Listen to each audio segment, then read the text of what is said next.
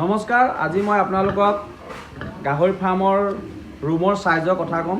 কাৰণ মোক বহুতে কমেণ্ট কৰি সুধিছিলে যে ৰুমৰ সাইজটো কিমান হ'ব লাগে। আজি মই সেই সাইজটোৰ বিষয়ে আপোনালোকক জনাবলৈ চেষ্টা কৰিম। আহক এতিয়া মই সেই সাইজটোৰ বিষয়ে জনাবলৈ চেষ্টা কৰিম। আগতে এনেকুৱা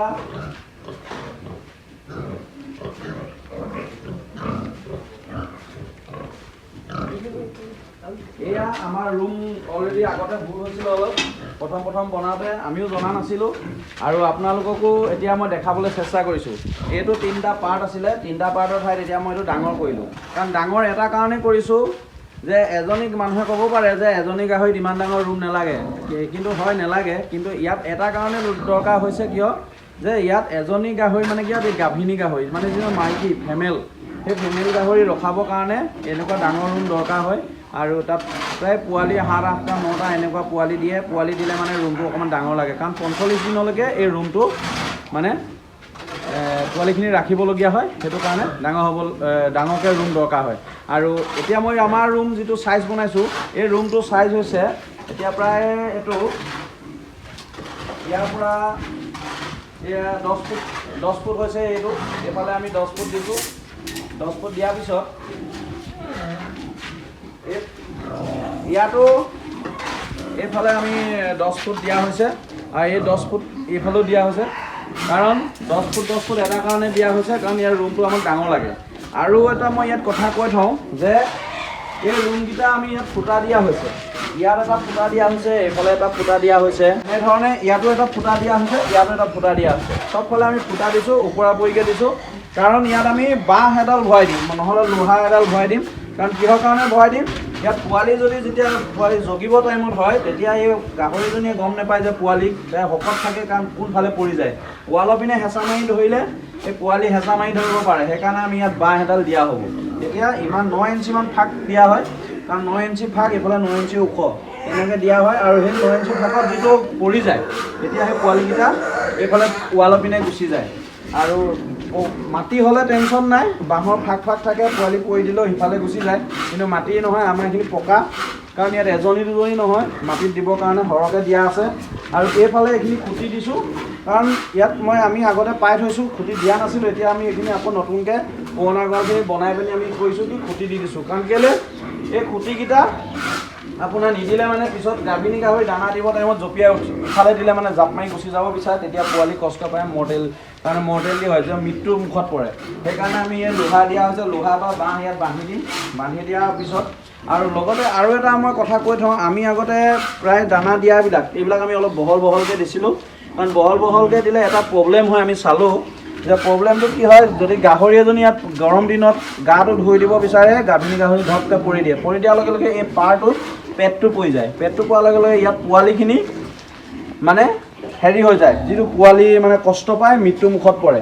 সেইকাৰণে আমি এতিয়া কি কৰি চপাই দিছোঁ, কাৰণ গাহৰিজনীয়ে শুব নোৱাৰে ইয়াত। সেই শুলে মানে ইয়াত প্ৰব্লেমটো সেইটো আহি যায়। আৰু এইটো হৈ গ'ল আপোনাৰ মাইকী গাহৰিৰ যিটো গঁৰালৰ চাইজ। আৰু ইফালেও এনেকৈ ইয়াত প্লাষ্টাৰ কৰি দিয়া হৈছে। প্লাষ্টাৰ কৰি দিলে এটা কাৰণে ভাল, ৱালবোৰ ফাটি নাযায়, কাৰণ ৱালবিলাকত পানীটো পৰি সেমেকি পানী পোৱালখন অলপ কমজুৰি হৈ যাব বিচাৰে। আৰু এইফালে আমি দেখিছে, আগতেও আমি এটা ভিডিঅ'ত মই দেখাই গৈছোঁ, এইখিনি এনেকৈ দিয়া হৈছে। ইয়াত বাঁহ বন্ধা নাই আৰু এনেকৈ ৰুম বনোৱা হৈছে, যিটো ঠাণ্ডা দিনত পোৱালিখিনি হিট দিবৰ কাৰণে, কাৰণ চেঁচা হয় তেতিয়া সেই ৰুমটো আমাৰ দৰকাৰ হয়। তেতিয়া সেই পোৱালিখিনি সেই ফুটাইদি সোমাই পিনি আমাৰ এই পোৱালিখিনি হিট দিব পৰাৰ কাৰণে সুবিধা হয়, কাৰণ বাল্ব থাকে, মানে গাহৰিয়ে কামুৰি দিব পাৰে। আৰু এটা কথা যে অকল এজনী আপুনি প্ৰথম ৰুমটোত 4-5জনী গাহৰি ৰাখিব পাৰে। যেতিয়া গাভিনী হ'ব এজনী ৰখিবলগীয়া হয়, তেতিয়া কিন্তু ৰুমবিলাক ইমান ডাঙৰ দৰকাৰ নাই। আগতে আমি ডাঙৰকৈ বনাইছিলোঁ, এতিয়া কিন্তু আমি সৰু কৰিছোঁ। কাৰণ ৰুমবিলাক আপুনি 8-6 এনেকুৱা বনালেও হ'ব। তেতিয়া মানে এতিয়া কি হয়, প্ৰত্যেকতে এজনী থ'বলৈ সুবিধা হয়, নহ'লে কিন্তু আপোনাৰ অসুবিধা হয়। কাৰণ আপোনাৰ ৰুম বহুত জেগা লাগিব, কাৰণ গাভিনী একেলগে আপুনি ৰাখিব নোৱাৰে। সেইটো কাৰণে আমি এনেধৰণে ৰাখিছোঁ। এতিয়া এই পোৱালি ইয়াত ৰাখিছোঁ, পোৱালি ইয়াত দিলোঁ। সেইটো ৰুমত সেইটো বনোৱা নাই এটা কাৰণে, কাৰণ তাৰ পৰা আমি যেতিয়া 15 দিনমান হ'ব, পোৱালিখিনি এনেকুৱা ৰুমলৈ লৈ আহিম। অহাৰ লগে আমি হিট দিবলৈ অকণমান সুবিধা হ'ব। আৰু ৰুমবিলাক আমি সৰু বনাব লাগিব কিছুমান, যিখিনি আপোনাৰ খাচী বা এজনী গাহৰি ৰাখিবৰ কাৰণে। সেইটো হ'ল আমাৰ গাভিনীৰ কাৰণে। আমি গাভিনীৰ কাৰণে আমাৰ এইফালে আৰু আছে, এইফালে এইফালে আছে আমাৰ ৰুমকেইটা এতিয়া আমি বনাই আছোঁ এনেকৈ ডাঙৰ ডাঙৰকৈ আমি ৰুম বনাইছোঁ এইফালে এনেকৈ ইয়াতো ইয়াত গাহৰি ইয়াত থৈ দিছোঁ দেখিছে আৰু এইফালেও এনেকৈ ৰখা হৈছে এইটো আমাৰ চাইজটো অকণমান ডাঙৰ চাইজৰ গাহৰি আমাৰ ডাঙৰ চাইজৰ গাহৰি হয়